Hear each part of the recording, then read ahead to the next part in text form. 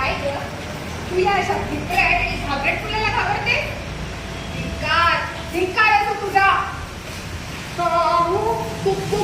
कोण आहात तुम्ही? या वेशात अशा इथे कुठून आला? या पुतळ्यातून.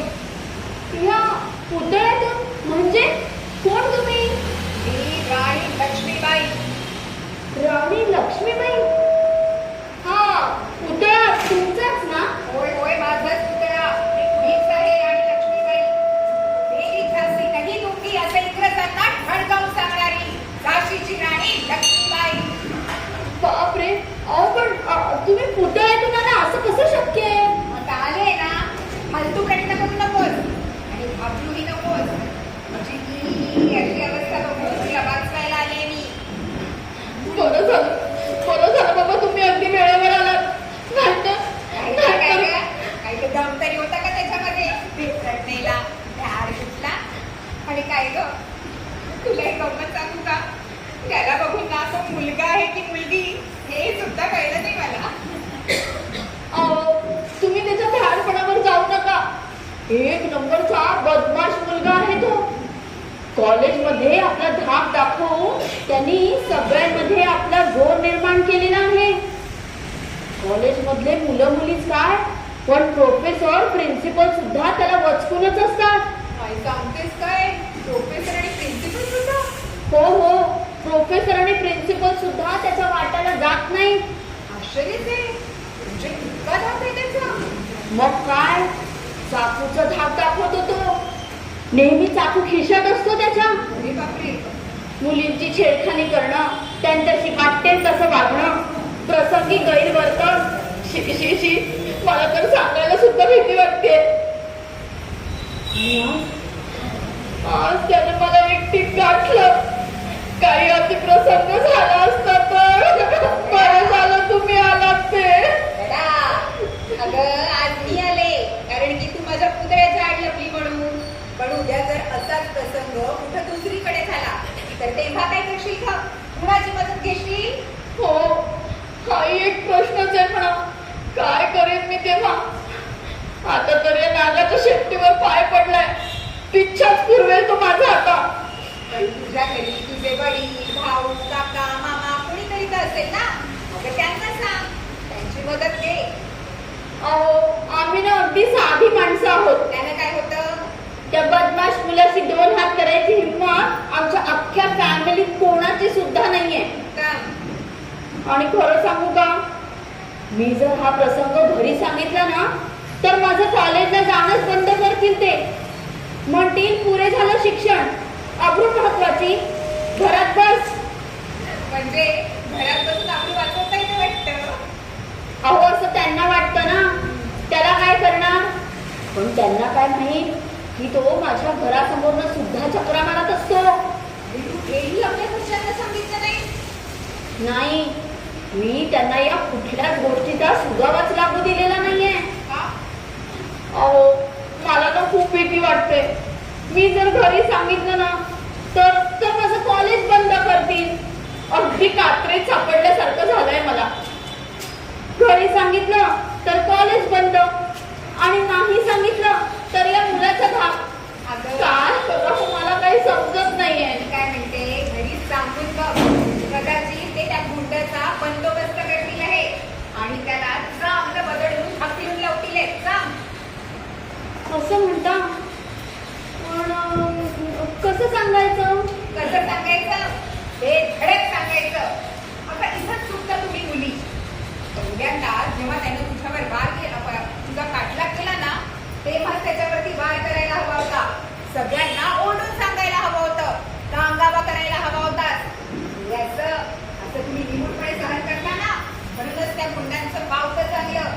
मुली आपल्याला घाबरू लागली आहे त्यांना समजलं. ते आणखीन घाबरवू लागतात.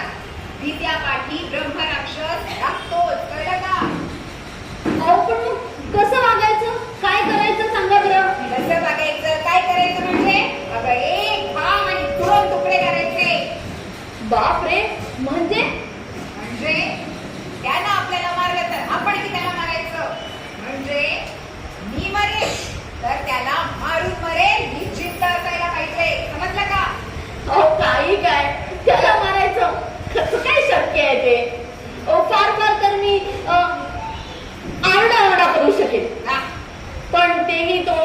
शब्द बाहेर पडला तर. नाही तर बसते आपली मूग गिळून गप्प. आता काय ग तुला मला एक गोष्ट सांग.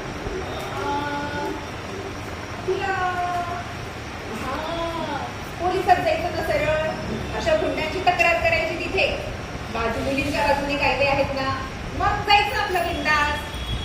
अहो पोलिसांमध्ये तिथे तर सगळा सावळा गोंधळ असतो. का? कायदे असतात हो, पण त्यात अनेक पळवाटा सुद्धा असतात. आणि हे सगळे गुन्हेगार या कायद्याच्या पळवाटांचा आधार घेऊन काहीही शिक्षा न होता निर्दोष सुटतात. आणि मग पुन्हा समाजात राजरोसपणे गुन्हे करत फिरायला मोकळे. म्हणजे कुणालाही कशाचाही भाग नाही असंच म्हणते का तू? हो असंच. अहो म्हणून तर समाजात लांडी लबाडी, लाचलुचपत, खून, मारामाऱ्या, बलात्कार सगळं कसं अगदी सोपं झालंय. कुणाला कशाचं काहीच वाटत नाही. प्रत्येक जण स्वतःच्या पोळीवर फक्त तूप कसं ओतून घेता येईल याकडेच लक्ष देऊन असतं. म्हणजे समाज अगदी बेरड, सुस्त आणि अगदी हुशारहीन झालेला आहे. पण काय करू मग तुम्ही तरुण मुलं मुली का नाही आवाज उठवत? अहो ही तरुण मुलं काय आवाज उठवणार? ही स्वतःच विकृत होत चालली आहे. अगदी 7-8 वर्षाच्या मुलीपासनं ते 65-70 वर्षाच्या प्रौढ स्त्रीवर सुद्धा बलात्कार होऊ लागले. हे काय उठाव करणार? तुम्ही स्त्रिया काय करता का? का एकत्रितपणे येऊन या अत्याचाराच्या विरुद्ध आवाज नाही उठवत? समान अधिकारासाठी लढता, मग इथं का गप्प बसता? का त्यांना हाकलून लावत नाही? आणि का तुमचं रक्त सळसळत नाही? त्यांना तुमची भीती वाटायलाच हवी. अहो तुमचं बरं आहे हो, तुम्हाला म्हणे लहानपणापासून तलवार भाला चालवायला शिकवलं म्हणून तुम्ही इतक्या शूर झालात. आम्हाला शिकवलं असतं तर आम्ही असे भित्रच झालो नसतो. आम्ही पण शूर झालो असतो. बरोबर. अगं आपल्या संरक्षणासाठी तलवार चालवता येणं गरजेचं आहे. आणि नुसतं चालवणंच उपयोगाचं नाही आहे, तर नुसता त्यांच्यावरती अचूक वार करता आला पाहिजे. म्हणजे त्यांना तुमचं धाक असेल. समजलं का? अहो आमचं काय, लहानपणापासून अभ्यास एके अभ्यास, सकाळ संध्याकाळ ट्युशन आणि पाठीवरती हे दप्तराचं ओझं. धैर्य, शौर्य, हिम्मत, धाडस हे शब्द आम्ही फक्त ऐकायचे. बाकी आमचं शरीर आणि मन दोन्ही कसं नेभट. इथं चुकतं पालक मंडळींचं. तेच आपल्या मुलांना मित्रट आणि नेभट करत चाललेले आहे. मात्र असं हातावर हात धरून बसून चालणार नाही. अजूनही वेळ गेलेली नाही आहे. काहीतरी करायलाच हवं. तुला शूर व्हायचंय ना? हो हो मला शूर व्हायचंय. मग एक काम कर, आत्तापासून या क्षणापासून स्वतः सुरुवात कर. या क्षणापासून म्हणजे काय? घे ही तलवार घे.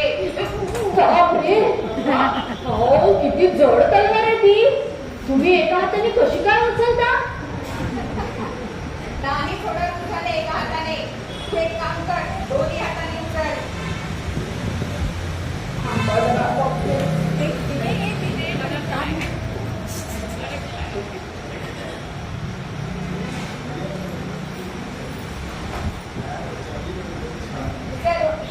बापरे, एवढी जड तलवार ही. नुसतीच 2 हाताने उचलून काय होणार? घ्या बाबा तुमची तलवार. अगं तुला जमणारच नाही. तुला ना शस्त्रविद्या पायरीनं शिकवावी लागेल.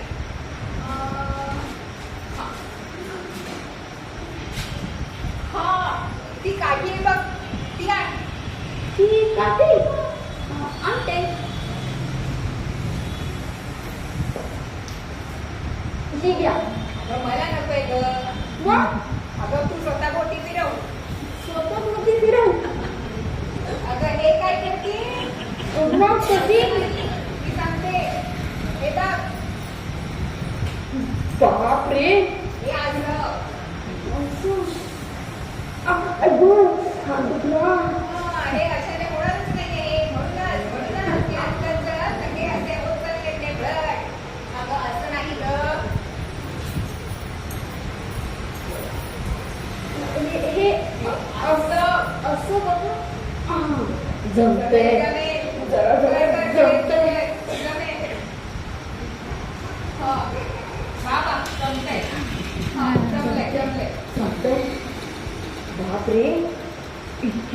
तलवार तुम्ही किती सहजतेने उचलता आणि मी इतकी तरुण असून साधी काठी सुद्धा स्वतःभोवती फिरवता येत नाहीये. धिक्कार धिक्कार असो माझा. हे असं लाजेवाणं नेभरटणीनं मला नाही जगायचंय. मलाही शूरवीर व्हायचंय. माझ्यातही ताकद आलीच पाहिजे. प्रतिकार करण्याची ताकद माझ्यातही यायलाच हवी. मी स्वतःमध्ये स्वतःची शक्ती जागृत करीन. मला स्वतःचं सामर्थ्य जागृत केलंच पाहिजे. मलाही झाशीची राणी व्हायचंय. मलाही तुमच्यासारखं शूर व्हायचंय. मी ही राणी लक्ष्मीबाई बनेन.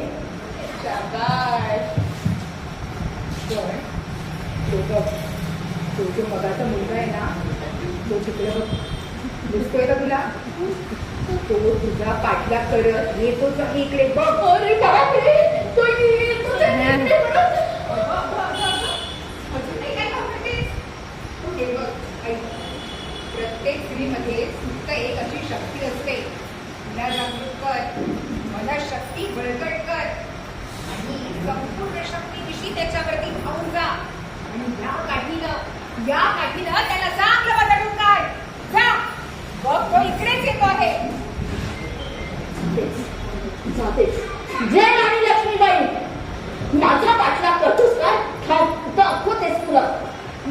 मला तुला काय वाटलं मी घाबरट आहे? आता मुळीच घाबरणार नाहीये तुला. जा जा. गेला पळाला. बघ बघ कसा पळाला तो. झालीस की नाही तू मी झाशीची राणी? या देवी सर्वभूतेषु शक्तिरूपेण संस्थिता. नमस्तस्यै नमस्तस्यै नमस्तस्यै नमो